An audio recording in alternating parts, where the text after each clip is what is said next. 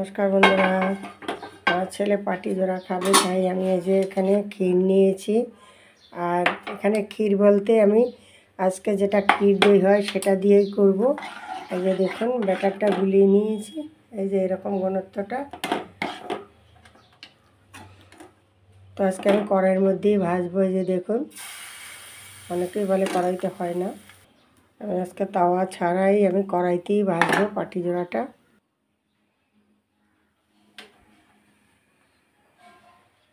ক্ষীরটা আমি সাইডে দেবো, যেহেতু মাঝখানে দিলে লেগে যাবে, তাই আমি, অনেকেই জানে না সাইডে দিতে হয়, আমি সাইডে দিয়েই ভেজে নেব সবগুলো এরকম।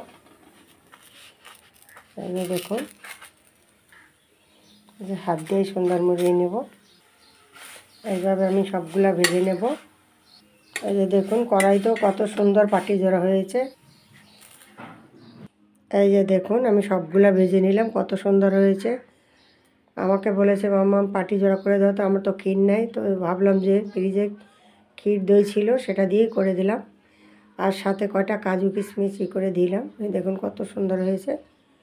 ভিডিওটি ভালো লাগলে লাইক কমেন্ট শেয়ার সাবস্ক্রাইব করে পাশে থাকবেন। আর আমি এই ক্ষীর দইটা কীভাবে বানিয়ে নিলাম, সাথে কটা কাজু গুঁড়ো করে দিলাম, আর একটু খেজুরের গুড় দিয়েছি। আর আমি ব্যাটারটা হচ্ছে এই করে গুলে নিলাম একদম চিনি দিয়ে।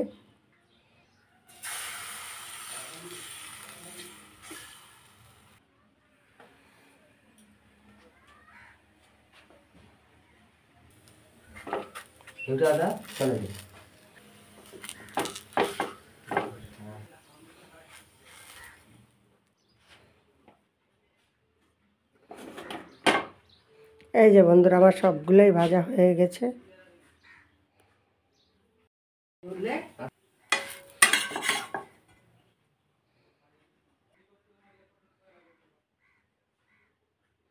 এই যে দেখুন বন্ধুরা, আমার ভাজা হয়ে গেছে সবগুলো।